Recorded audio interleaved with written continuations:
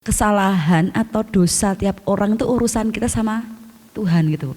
Kalau leader kita salah atau berbuat dosa, itu yang bisa berhak menghakimi atau menjudge dia itu ya cuma Tuhan gitu. Walaupun secara manusia kita nggak bisa bohong ya, kadang kita anyel iya gitu. Mana kalau ada orang berbuat dosa kamu nggak anyel, justru itu salah. Bener kan ya? Anyel itu apa ya?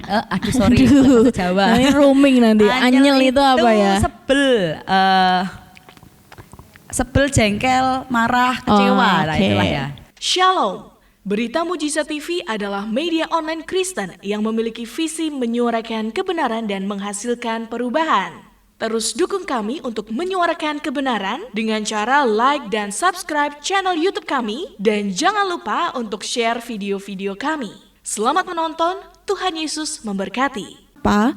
Kemurnian itu apa? Kekudusan itu seperti apa gitu kan? Di worship leader itu seperti apa? Kalau seorang leader itu seperti apa? Pelayan Tuhan itu seperti apa? Bagi yang belum nonton, tontonlah video yang kemarin gitu kan. Kalian harus lihat dulu video yang kemarin dan kita berlanjut sampai video yang sekarang ini gitu ya. Mbak Dama sama Mbak Mentari, ya. Gimana? Masih semangat? Masih. Luar biasa gitu ya. Semangat gitu ya. Atau priority gitu ya. Kadang-kali kayak gini ya. Kita sebagai anak Tuhan di dalam sebuah pelayanan, kita juga memiliki yang namanya kakak-kakak rohani gitu ya, mentor-mentor, leader-leader gitu kan. Yang terjadi ketika kadang-kali kan kita manusia gitu kan ya, leader-leader kita juga manusia, bukan dewa gitu kan, bukan manusia yang setengah dewa juga gitu kan. Kadang-kali kan mereka itu juga memiliki yang namanya kesalahan, melakukan sebuah kesalahan katakanlah gitu kan. Dan kalau kita sendiri tuh harusnya gimana sih ngadepinnya kayak gitu kan. Maksudnya pelayanan kita ya, maksudnya ini dalam konteksnya dalam pelayanan, apakah masih bisa sih kita murni dalam pelayanan gitu kan. Apalagi cewek-cewek kayak gini kan perasaannya main banget gitu kan. Gak cuma cewek sih, cowok banyak yang baper ya kan. Tapi karena kita di sini cewek-cewek gitu kan, pernah nggak sih kalian mengalami kayak gitu? Pernah atau enggak gitu kan? Kalau enggak pernah, kalau misal hal itu terjadi, kira-kira enaknya gimana? Siapa dulu nih? Mau jawab nih? Ayo. Mbak Mentari dulu nggak apa-apa. Oke, apa ya? Ya benar gitu loh, leader kita tuh kan manusia ya, sama seperti kita punya kelebihan dan punya kekurangan kayak gitu. Kalau dibilang pernah nggak sih leadernya, tadi apa pertanyaannya saya lupa. Leadernya bikin kesalahan atau mungkin melakukan hal yang menurut kita itu tidak baik, apakah kita masih bisa menjaga kemurnian hati kita saat pelayanan gitu kan ya pertanyaannya. Kalau menurut saya gini, kesalahan atau dosa tiap orang itu urusan kita sama Tuhan gitu. Kalau leader kita salah atau berbuat dosa, itu yang bisa berhak menghakimi atau menjudge dia itu ya cuma Tuhan gitu. Walaupun secara manusia kita nggak bisa bohong ya, kadang kita anyel iya gitu. Mana kalau ada orang berbuat dosa kamu nggak anyel, justru itu salah. Bener kan ya? Anyel itu apa ya? Aduh sorry, bahasa Jawa. Ini roaming nanti. Anyel itu apa ya? Sebel, jengkel, marah, kecewa, nah itulah ya. Banyak ya artinya anyel ya. Ya itulah. Itu manusiawi gitu loh. Kalau kita melihat orang berbuat dosa, pasti kan kita nggak enak hati juga, ikut marah juga. Ini harusnya kamu tuh nggak seperti ini, kok kamu seperti ini. Apalagi itu leader, orang yang kita anggap lebih dewasa secara rohani dari kita, seseorang yang kita anggap lebih bisa membimbing secara rohani dalam hidup kita, ternyata kok justru dia yang melakukan kesalahan. Sebagai manusia biasa ya kita nggak bohong ya, anyel gitu. Piye toh iki kok seperti ini, gimana sih ini kok jadi seperti ini gitu. Tapi balik lagi gitu loh, karena orang itu kan secara pribadi itu berproses ya. Mungkin kesalahannya itu kan jadi prosesnya dia untuk Tuhan tuh memurnikan leader kita lebih lagi gitu loh. Justru kita harus bisa kita support dari belakang, bukan disupport dosanya, bukan disupport kesalahannya, tapi pribadinya yang kita support. Bagaimana seorang pribadi leader kita itu bisa berproses melewati kelemahannya, leader kita ini bisa berproses melewati kegagalannya gitu loh. Karena kita pasti juga akan ada di posisi dia. mungkin kelemahan kita beda, dosa kita beda, tapi kan kita juga mengalami loh titik-titik di mana kita berproses bersama dengan Tuhan. Nah kalau ada leader kita seperti itu, alangkah baiknya ya kita sebagai anak-anak mentornya atau anak-anak yang ada di bawahnya itu kita support dalam doa, support dalam hal-hal kecil yang bisa kita kerjakan, kita support leader kita, bukan menghakimi. Kita benci dosanya, tapi kita jangan benci orangnya gitu ya. Kita nggak suka dengan dosanya, tapi jangan sampai kita nggak respect lagi sama pribadinya, karena mau nggak mau leader itu Tuhan yang pilih. Saya percaya seperti itu. Pemimpin itu Tuhan yang sudah pilih, Tuhan yang sudah tentukan. Kalau dia salah, kita hormati dia sebagai hamba Tuhan. Tapi dosanya kita tolak gitu ya. Dosanya kita tolak, dan tadi kalau bisa kita support dan sebagainya seperti itu. Kalau masalah sikap hati, yaitu kalau saya pribadi, ya saya tetap anggap dia leader saya tetap anggap dia bapak saya, tetap anggap dia mentor saya seperti itu. Kalau bagi saya, lah aku kalau tadi kan bilangnya secara manusia anyel, terus cara menghilangkan anyelnya seperti apa? Ya mungkin caranya simpel, tak balik aja ke diri saya pribadi. Kalau itu kamu yang jatuh di situ gimana? Kalau anak-anakmu melihat seperti apa? Karena ya tadi setiap orang itu berproses tadi. Jadi apa ya? Saya tanamkan dalam hati pemahaman yang seperti itu, gitu. Jadi kalau misal kalau leadernya salah gitu kan, ya bukan kita membenarkan kesalahannya gitu kan ya, tapi yang jelas ya kita benci kesalahannya, dosanya gitu ya. Tapi jangan orangnya. Kalau kita benci orangnya, ya kita yang berdosa gitu kan. Berarti kan kita nggak murni juga gitu. Ada hati kita kan juga nggak murni. Kalau kita udah benci sama orang lain, berarti kan kita menyimpan benci, akar pahit, berdosa gitu kan ya. Kalau dari Mbak Dawa sendiri gitu ya. Yang namanya manusia kan nggak ada yang sempurna ya. Nah, kesempurnaan hanya milik Tuhan Yang Maha Esa gitu kan. Amin. Jadi kalau yang namanya leader gitu kan, leader salah itu seperti apa? Kalau leader salah ya pasti yang di bawahnya kecewa, itu pastilah, itu wajar ya.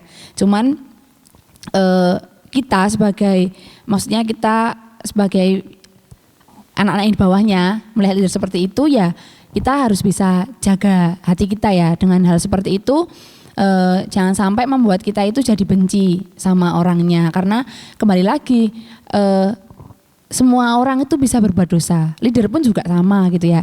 Tapi ketika kita melihat leader kita yang salah, kita nggak bisa, bukan bagian kita untuk menghakimi, karena memang Tuhan Yesus yang bisa ya. Dan ketika kita melihat leader salah seperti itu, ya kalau saya pribadi, saya berusaha, saya nggak lihat orangnya. Maksudnya gini, saya nggak lihat leader ini punya salah, pernah mengecewakan saya, pernah bikin jengkel tadi Mbak Mentari bilang. Tapi saya melihat saya tuh mengerjakan semuanya itu kembali lagi ke Tuhan. Semua itu saya kerjakan buat Tuhan. Jadi saya nggak lihat manusianya, maksudnya saya nggak lihat pribadinya. Ini punya salah, pernah mengecewakan. Karena kalau itu memang semua orang berpotensi gitu ya. Tapi saya lihat Tuhannya. Kalau memang leader berprosesnya harus mengalami kesalahan, untuk dia mengalami prosesnya dia, ya kita sendiri yang seperti yang dikatakan Mbak Mentari, kita bisa support, bukan dosanya yang disupport, tapi pribadinya yang disupport, benar. Tapi jangan lupa juga kita untuk benar-benar melihat Tuhannya gitu loh. Jadi nggak lihat manusianya. Kalau manusia pasti kita gampang kecewa, tapi kalau kita selalu lihat Tuhannya, kita lihat Yesusnya, jadi membuat kita itu yang tidak gampang sakit hati, kita tidak mungkin gampang menghakimi orang, kita tidak bakal nyimpen akar pahit sama leader kita, apalagi itu leader. Kan kadang kalau leader gitu kan seharusnya jadi teladan ya memang ya. Tapi ketika ada yang seperti itu kan kita tidak pernah tahu. Cuman hal seperti itu biasanya akan membuat kita pun semakin dewasa gitu ya. Karena ketika ada di titik itu kita diuji, kita sedang diuji gitu loh. Seberapa kamu itu benar-benar bisa ngerti, kamu melayani itu kamu melihat Tuhan, atau kamu ketika kamu melayani itu kamu lihat pemimpinmu, kayak gitu. Dari aku kayak gitu sih. Jadi kalau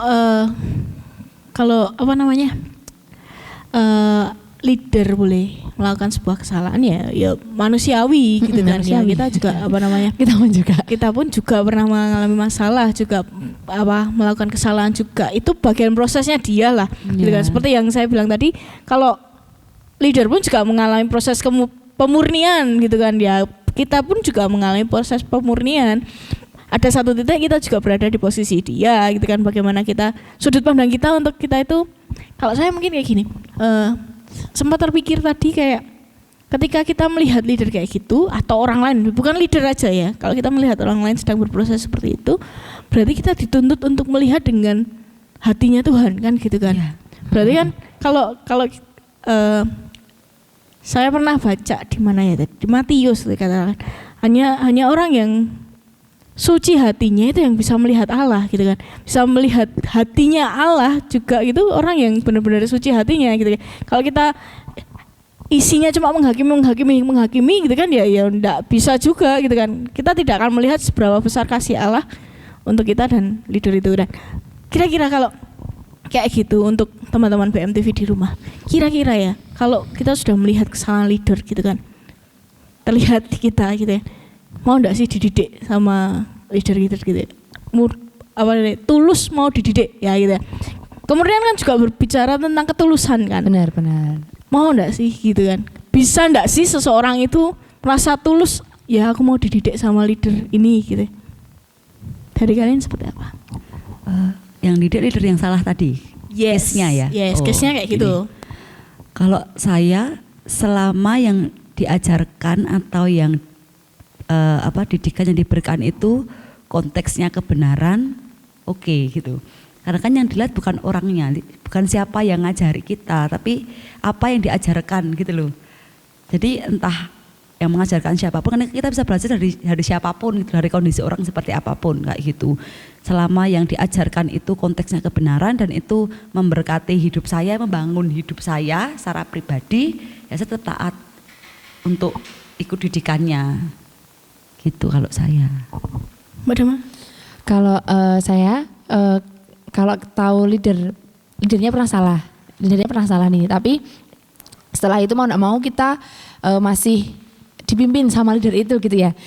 Nih kalau dari aku sendiri ya kita kembali dulu pertama kali kita dipanggil di pelayanan itu, kita dipanggil di ministry itu, di bagian itu mandatnya yakin dari Tuhan atau bukan, maksudnya kamu nangkepnya itu karena kamu mengerjakan karena cuma disuruh atau kamu benar-benar nangkep sendiri. Kalau kamu nangkep sendiri ketika ketika kamu masih dididik dengan pemimpin yang seperti itu, ya kita sendiri yang bisa mengerti gitu loh. Kita sendiri yang kalau misalkan kita tahu leader kita pernah salah dan dia didik kita, tapi kita di situ kita tahu Tuhan yang suruh kita di situ dan yang diajarkan itu kayak Mbak Mentari katakan, yang diajarkan itu kebenaran. Ya pasti kan kita akan taat tadi ya, kita akan tetap ada di situ dan kita tetap mau jadi pribadi yang dididik di situ.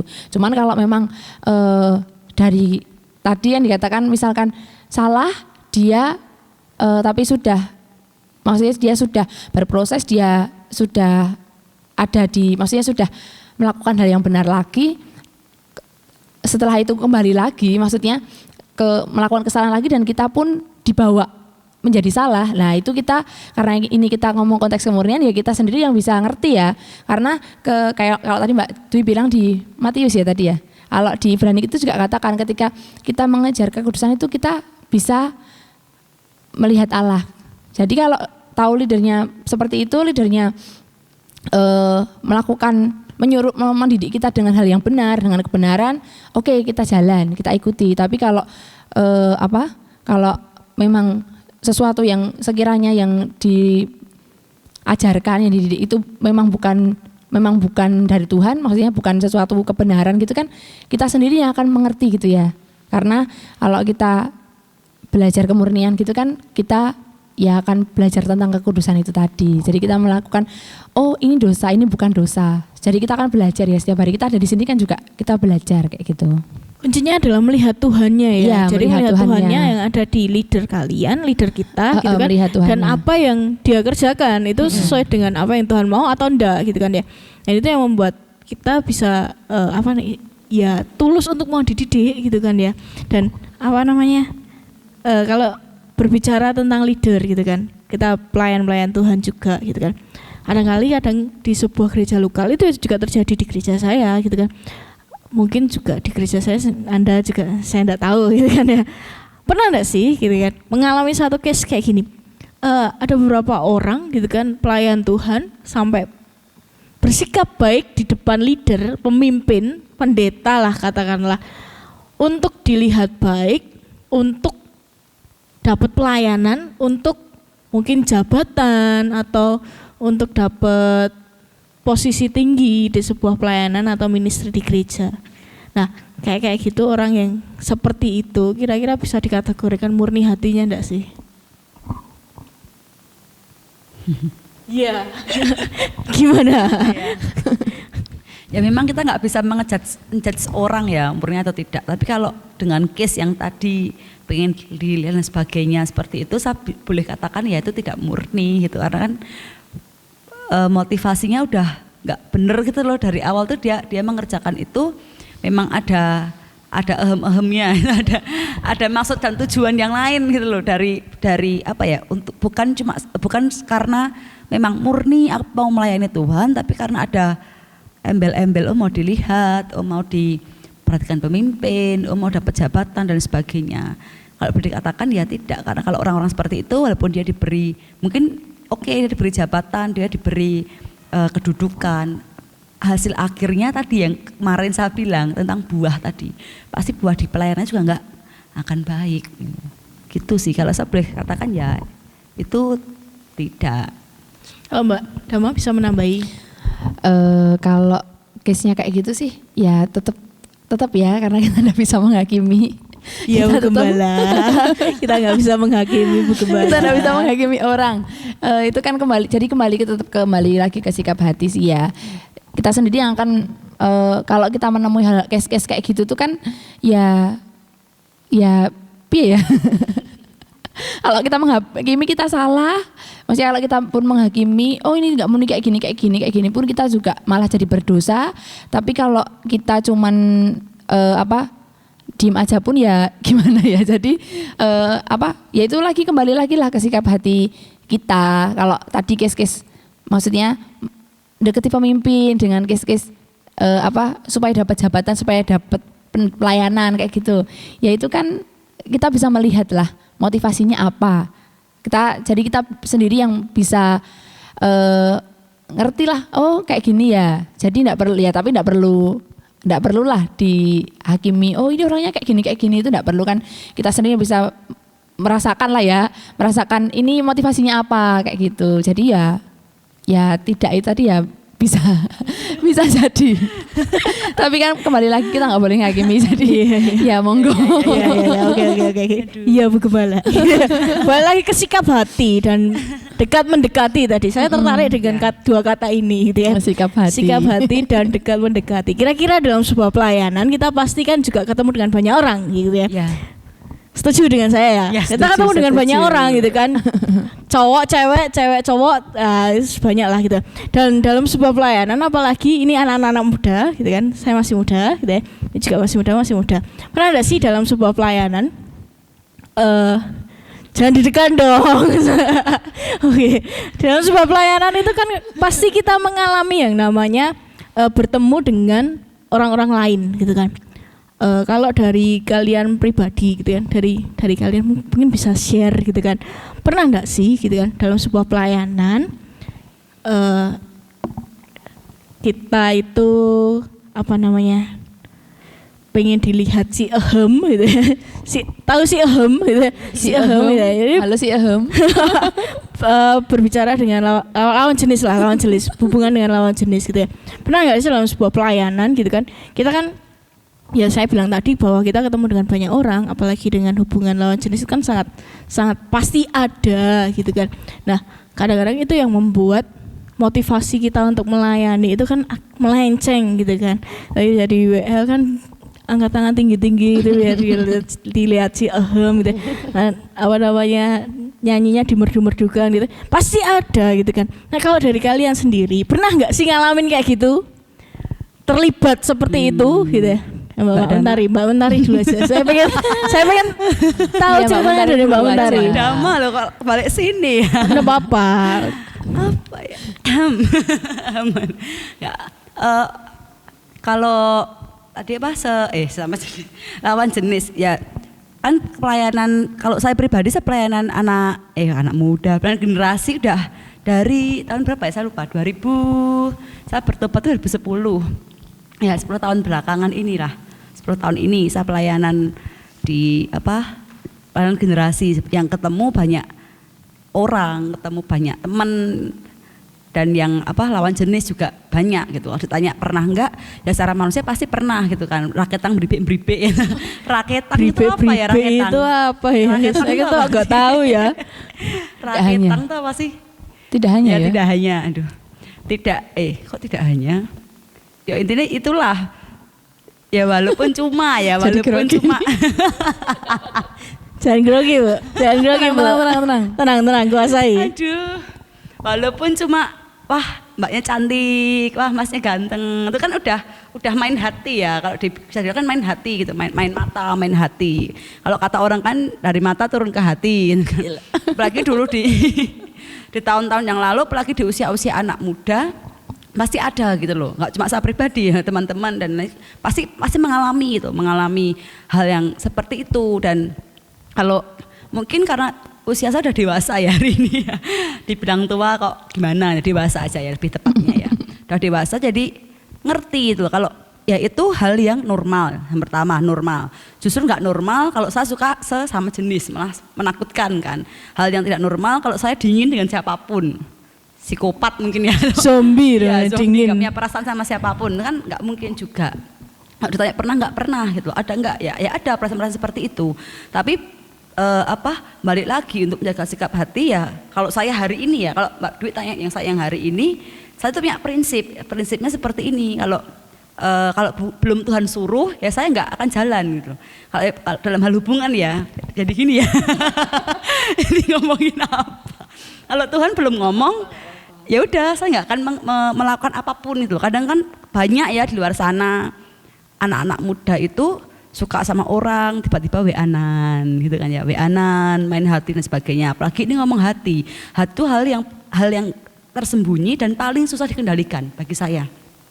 Kita nggak bisa mengendalikan hati orang gitu loh. Kita nggak bisa menyetir hati itu gimana? Kalau orang udah jatuh cinta, orang udah senang dengan lawan jenisnya, nggak usah ketemu aja pasti kepikiran. Bener nggak Mbak Dwi Nur? Susah ya. Bener nggak sih itu kan, nggak usah ketemu aja orang kamu di sini, orangnya di mana gitu, nggak usah ketemu aja pasti kepikiran. Karena apa? Hatinya udah gini loh, terpaut ya, bahasa terpaut, udah tanpa sadar kita udah mengikatkan diri kepada orang yang kita suka kayak gitu. Dan itu hal yang sulit dikendalikan. Karena itu kalau saya punya prinsipnya gitu, saya pasti akan berdoa. Kalau Tuhan belum ngomong ya saya diem. Kadang kan orang rohani tapi kadang nggak rohani. Aku tak berdoa dulu ya sama Tuhan, kamu dari Tuhan atau bukan kayak gitu. Tapi pada prosesnya tetap aja dideketi tiap hari, di WA-ni, ya itu kan omdo ya, omong doang gitu. Kamu ngomong berdoa dulu, tapi pada kenyataannya tiap hari mbak deketi, tiap hari mbak ajak main, ya kan? Tiap hari mbak samperin ke rumahnya, kan ya sama aja bohong. Kalau ngomong berdoa dulu tanya Tuhan, ya udah diem, jangan lakukan apapun sampai Tuhan ngomong, baru jalan. Kalau prinsipnya seperti itu, bukan berarti kok strek banget ya, nggak boleh gini. Dulu kan gitu ya, FH gitu terkenal ekstrim, nggak boleh pacaran gini. Tapi pada kenyataannya aturan itu justru membuat main belakang gitu ya. Saya nggak menyindir siapapun, tapi itu kenyataan itu, main belakang si A, B, C, D, E. Karena apa? Takut sama leadernya gitu. Nggak boleh ajaran seperti ini, aku takut ketahuan ini leader ini, takut ketahuan mentorku, takut. Akhirnya main belakang, itu malah medeni loh, menakutkan, semakin menakutkan kan. Karena ya itu nggak bisa dibendung, karena kita nggak bisa ngontrol. Kamu jangan jatuh cinta ya, Nggak bisa kan? Kamu jangan suka sama si itu ya Mbak Dwi Nur ya, kan nggak bisa. Atau kamu sama si Mas itu aja Mbak Dwi Nur, kan nggak bisa juga. Kita mengatur hati orang gitu loh. Jangan diatur makanya. Oh, iya. Maaf Mbak Dwi Nur. Ya, gitu. Kita nggak bisa gitu loh. Sebagai leader pun saya selama ini jadi leader, punya anak mentor dan lain sebagainya, saya nggak bisa ngontrol hati anak mentor saya selalu kembalikan, berdoa dan apa ya, keputusan itu kan ada di pribadi. Kalau kamu ya tadi balik ke prinsip tadi, saya punya prinsip seperti itu. Kalau Tuhan belum ngomong atau memang itu bukan dari Tuhan, ya jangan coba-coba, karena kalau enggak itu akan jadi hal yang sangat menakutkan gitu loh. Itu akan berpengaruh ke apa ya, ke banyak lini kehidupan kita seperti itu. Jadi kalau jaga sikap hatinya, ya balik lagi tanya Tuhan gitu loh, benturkan hidup kita dengan Tuhan gitu. Itu proses juga. Saya bisa ngomong seperti ini ya enggak ujuk-ujuk langsung ada pemikiran seperti ini, tapi itu proses karena udah ya 10 tahun ya mengalami apa namanya, ini hubungan di pergerakan ini gitu. Dan apa sih ya yang bisa menjaga hati kita, balik lagi diri kita sendiri. Kita nggak bisa mohon-mohon kayak ke mentor kita atau ke orang lain, tolong jaga hatiku biar aku nggak melenceng dan lain sebagainya. Nggak bisa itu loh, susah. Karena itu hal yang tidak terlihat dan tidak bisa dikendalikan. Yang bisa mengendalikan siapa? Cuma kita. Cara mengendalikannya gimana? Ya benturkan hidup kita dengan Tuhan setiap hari. Kayak gitu dalam hal apapun. Dan yang salah satunya ini dalam hal hubungan ini. Kalau udah saatnya ya silahkan gitu, kayak monggo. Kalau mau saatnya kamu pacaran ya pacaran, kalau menikah ya menikah. Tuhan ngomongnya apa. Tapi kalau belum ya jangan.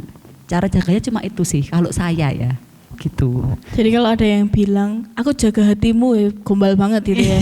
Karena yang bisa menjaga hati kita ya kita sendiri gitu. Ada batasannya. Kalau dari Mbak Mentari tadi saya simpulkan bahwa kita sendiri yang memberi batasan gitu kan.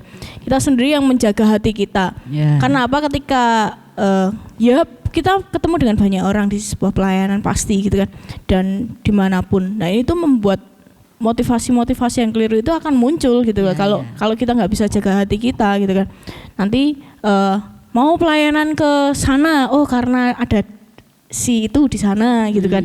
Oh aku mau di ministry ini, oh karena dia ada di sana gitu kan. Oh dia ada di ministry ini, kamu di ministry ini, kepikirannya ministry yang ini gitu kan.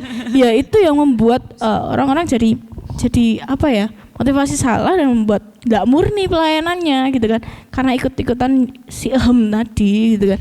Apalagi yang cewek-cewek yang baper-baper, jangan. Cowok-cowok baper juga banyak sih. Jangan mau dibaperi. Oh jangan mau dibaperin gitu kan. Jangan mau dibikin baper. Jangan mau dibikin baper. Iya. Ngomong-ngomong soal baper ini, Mbak Dama ini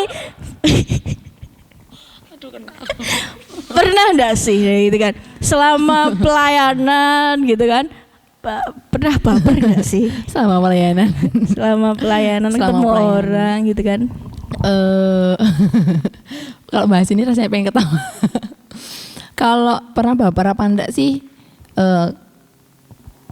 Aku tipe orang yang lebih cuek ya. Aku lebih cuek sih dari maksudnya untuk hal-hal seperti itu. Kadang aku pribadi nggak gas gitu loh, nggak memperhatikan. Dan kalau lihat ke belakang, flashback ke belakang gitu, dari 2008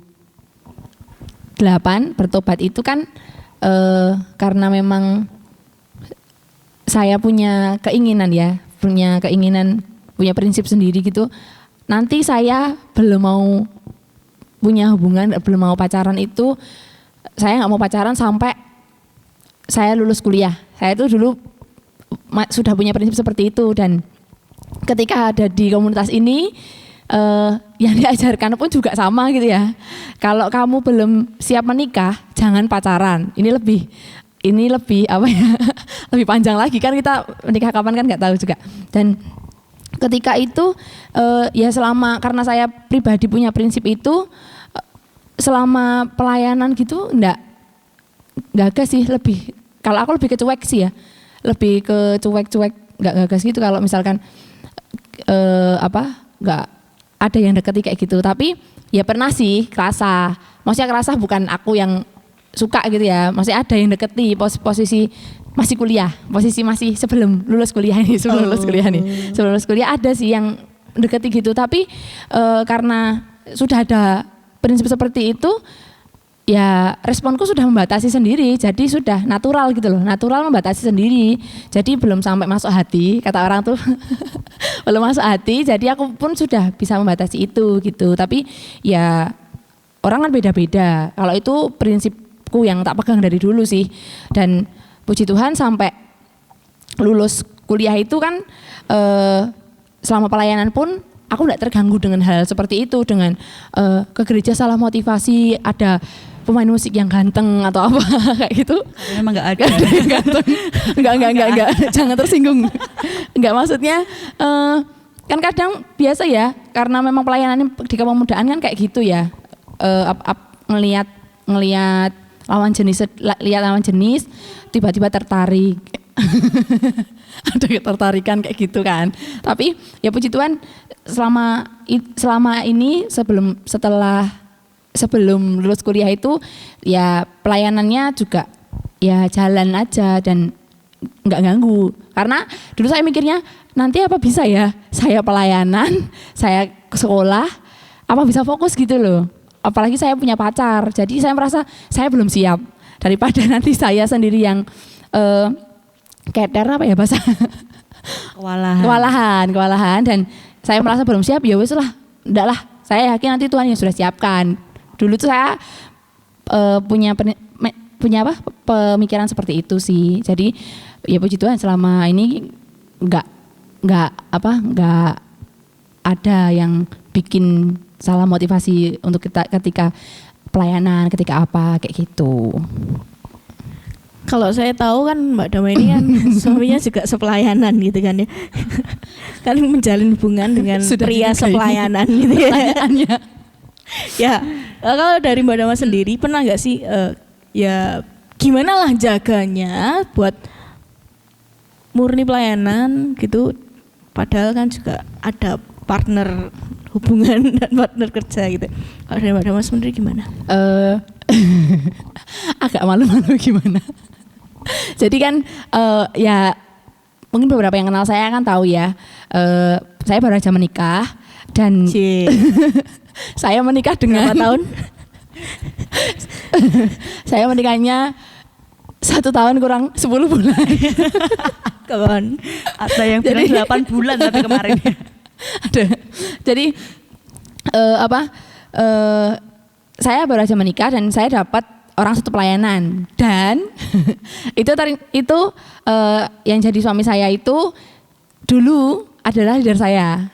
Maksudnya dia ketua komunitasnya, saya wakilnya. Jadi ini saya mau kesaksian dulu ya, saya mau cerita dulu. Jadi dulu itu memang karena saya tuh tipe orang yang kalau dikatakan idealis kok gimana. Jadi saya tuh kalau sudah punya pemikiran, oh saya sampai lulus kuliah saya enggak boleh pacaran, ya dalam prosesnya itu memang enggak gampang karena kan usia segitu semua punya pacar. Misalkan dalam satu geng dulu kan sukanya gerombol-gerombol gitu, satu geng mereka punya pacar, enggak sendiri, beda sendiri gitu loh. Tapi kalau memang kita benar-benar pegang prinsip itu, kita merasa itu bukan dari Tuhan, belum waktunya Tuhan, kalau kita benar-benar lakukan itu pasti bisa gitu ya. Saya dulu agak takut, bisa nggak, tapi ternyata ketika berproses, ketika tetap pandang Tuhan saja itu ya bisa gitu loh kalau memang kita benar-benar memegang itu. Dan itu saya lulus kuliah itu kan 2016 nih. Pas tahun 2014 itu kan saya masih kuliah, saya itu sama suami saya itu dipertemukan dalam satu pelayanan. Itu karena Bapak Gembala gereja saya, kita dipersatukan dalam satu pelayanan gitu ya, dalam satu pelayanan. Dan di posisi waktu itu banyak kasus, maksudnya bukan banyak kasus, tapi banyak hal yang terjadi. Beberapa kakak-kakak rohani itu beberapa kakak rohani di atas itu kan punya hubungan gitu ya sama anak mentornya, karena kan ya kemana-mana kan bareng, namanya pelayanan bareng kan, mau nggak mau ya lama-lama kesetrum gitu ya. Lama-lama kesetrum, sengkring listrik. Jadi pas 2014 itu ketika saya sama suami saya itu didekatkan itu, kita itu ketemu, kita itu saya ingat itu kita ketemu di satu tempat, kita itu ngobrol. Ini ke depan kita akan berpelayanan bersama dari Bapak Gembala gini dan kita sama-sama mau komitmen. Kita mau sama-sama komitmen. Ketika kita pelayanan, kita nggak memasukkan perasaan pribadi ke dalam pelayanan, karena nanti itu akan mengganggu fokus kita. Kita dulu 2014 ngomong seperti itu kan, kita komitmen. Oke lah, karena kita deal-dealan di depan, jadi akhirnya berpelayanan bersama. Tapi saya pribadi kan jadi membatasi nih, jadi punya pagar gitu loh. Punya pagar, saya sama Koriki, saya sama suami saya, kita pelayanan bareng tapi saya membatasi. Enggak. Pokoknya enggak ada perasaan apa-apa. Yaitu kalau memang enggak berhati-hati, memang bisa kesetrum itu tadi ya, bisa gampang. Tapi karena di awal kita belajar untuk sama-sama komitmen seperti itu, di perjalanan pun kita jadi lebih fokus gitu loh. Dari situ kita belajar selama pelayanan tuh kita jadi fokus. Enggak pernah ya nih kalau beda pendapat ada. Cuman kalau untuk baper-baperan, tiba-tiba saya keinget terus, saya apa gitu, ya enggak juga sih. Selama itu karena saya sudah ada batas itu tadi, saya membatasi diri. Tapi sampai pada akhirnya di tahun 2019 akhir, itu kan saya sudah lulus kuliah, saya kerja sudah lama gitu kan, dan kita ketemu lagi. Selama pelayanan bersama itu kita sama-sama jaga hati ya, sama-sama jaga hati biar nggak kecampur, motivasinya nggak salah, perasaan kita nggak tercampur di pelayanan itu, jadi fokus gitu. Tapi di 2019 akhir kita ketemu lagi dan di situ ternyata kita sudah ada di beda musim. Kita sadar kita ada di beda musim gitu loh. Kalau dulu saya masih kuliah dan ya Koriki sudah pelayanan juga, sudah lebih lama di pelayanan di komunitas ini bersama dengan teman-teman yang lain, dan benar-benar pas ketemu pertama itu ya saya masih kecil kan, masih kuliah. Ya menurut saya kuliah itu masih kecil. Tapi ketika saya di 2019 kita ketemu yang kedua untuk membahas pribadi kita masing-masing itu, kita ada di musim yang berbeda. Kita nangkepnya kita ada di musim yang berbeda, dan ketika itu dengan support dari teman-teman, dari keluarga rohani juga, ya kita berdoa. Kita kok nangkepnya ini musimnya berbeda nih. Jadi kita harus mulai, aku nangkepnya pas itu, aku harus memposisikan diri seperti apa. Maksudnya secara rohani maupun secara jasmani. Karena kan kedekatan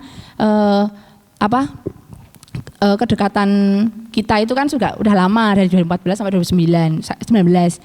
Setelah ketemu itu ya kita ngomong, intinya kita mau berdoa, ya kita berdoa. Ini musim yang berbeda, kita sama-sama on position lah, kita on position kayak gimana. Dan ternyata itu kurang lebih 1 bulan berdoa, dan selama 1 bulan itu ternyata banyak hal gitu ya, banyak hal yang mengonfirmasi gitu loh, mengonfirmasi bahwa karena ini musimnya sudah berbeda untuk kehidupan pribadi kita berdua, dan konfirmasi itu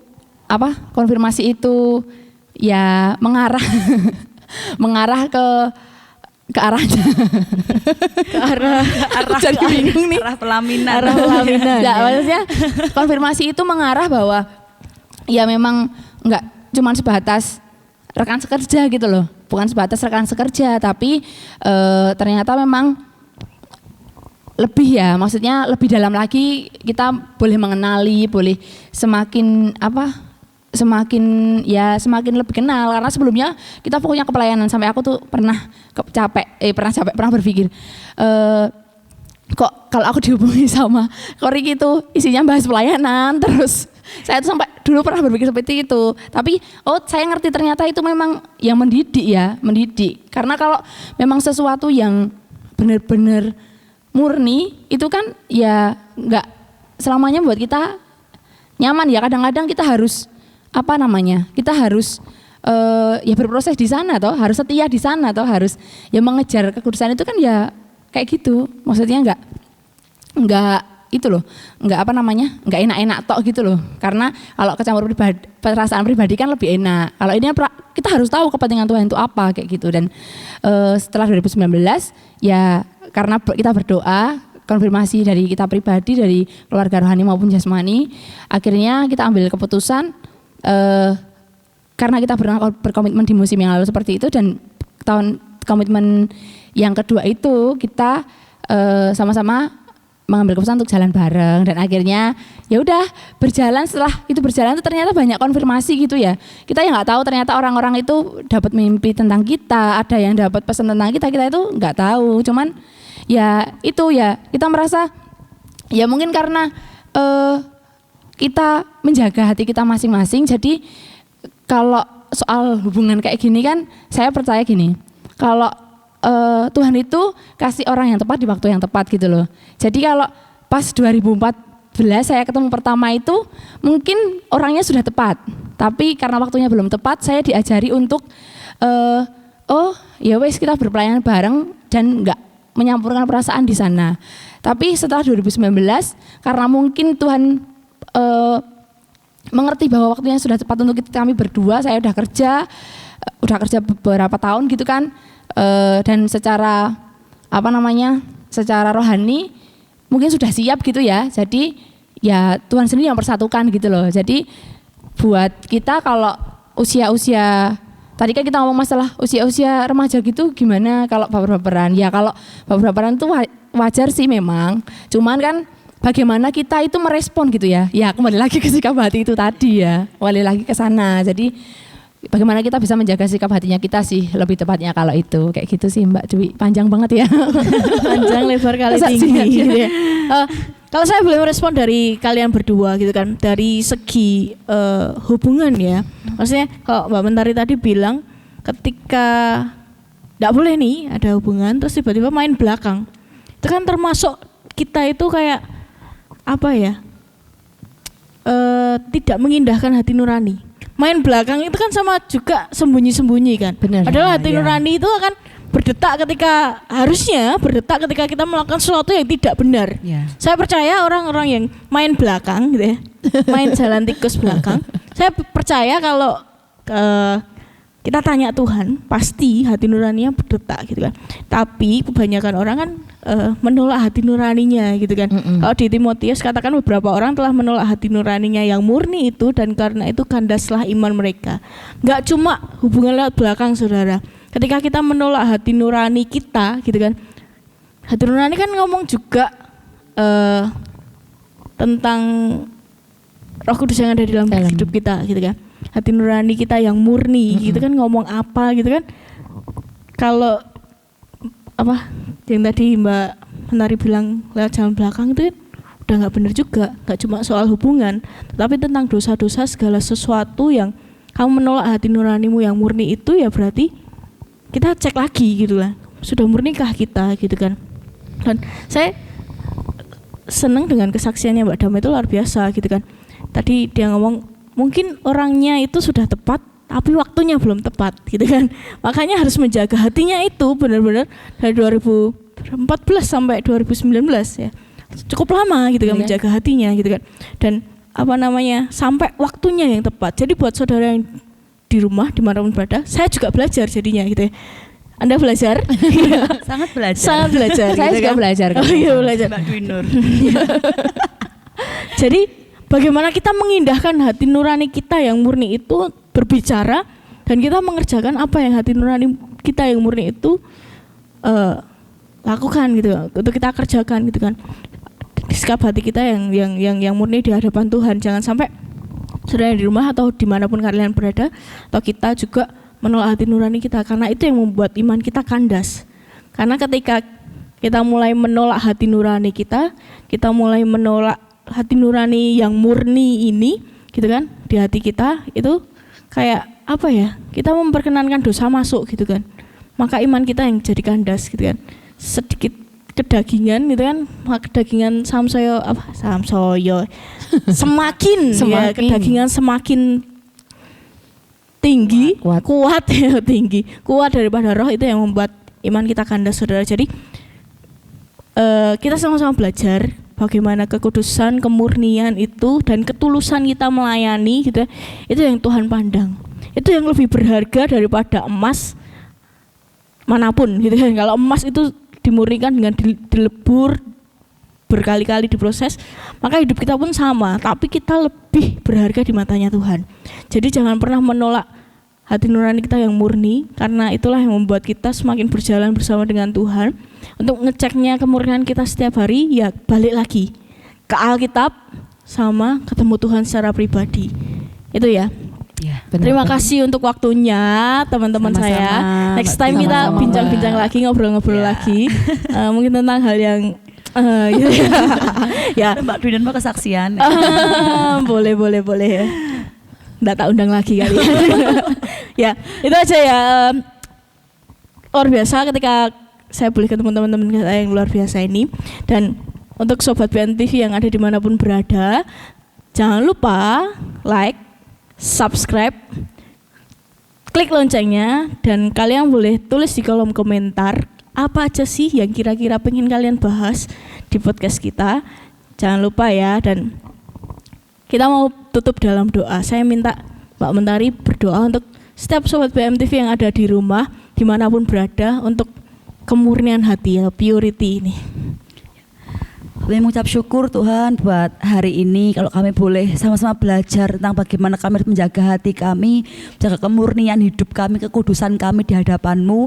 Hamba berdoa di tempat ini untuk hamba pribadi, untuk Dama, Mbak Dwi Nur, dan siapapun orang-orang yang melihat podcast ini. Kami berdoa Tuhan hari ini, Kau Tuhan yang menyelidiki setiap hati kami, setiap hari uji hidup kami, seperti Daud katakan di Mazmur, ujilah aku Tuhan, selidiki hatiku dan batinku. Bahkan setiap hari Tuhan sendiri adalah pribadi yang menguji hati kami, menguji sikap hidup kami, sikap hati kami, sampai Tuhan menemukan kemurnian yang asli itu dalam hidup kami. Ampuni kami kalau seringkali kami mengerjakan banyak hal dengan sikap hati yang tidak benar. Ampuni kami kalau seringkali kami menutupi dosa kami tutupi kelemahan kami tutupi semuanya, dan kami merasa kami benar atau kami merasa kami kuat di hadapan-Mu. Ampuni kami Tuhan, dan hari ini berdoa memberkati dimanapun anak-anak-Mu berada, di tempat-tempat mereka masing-masing, dalam nama Tuhan Yesus. Kami berikan kasih Tuhan selalu menjaga hidup mereka 7 kali 24 jam. Di setiap pergumulan hidup mereka, pergumulan hati mereka, bahkan kemurnian itu yang selalu menjagai langkah kami, sampai kami boleh melihat Allah yang benar, sampai kami boleh melihat Yesus yang benar. Karena berbahagialah orang yang suci hatinya, karena mereka akan melihat Allah. Terima kasih Tuhan buat hari ini, buat podcast ini kami belajar banyak. Kami mengucap syukur dalam satu nama Tuhan kami Yesus Kristus. Kami berdoa, haleluya. Amin. Amin. Ya, sekali lagi berbahagialah orang yang suci hatinya, karena dia akan melihat Allah. Jadi kita harus mempertahankan kesucian hati kita, kemurnian hati kita dan hidup kita, agar kita bisa melihat Allah yang luar biasa itu bersemayam di dalam kehidupan kita. Sampai jumpa di video kita selanjutnya, podcast Nilai Pergerakan. Dan jangan lupa sekali lagi like, subscribe, komen, share video kita, dan klik loncengnya. Tuhan Yesus memberkati. Dadah.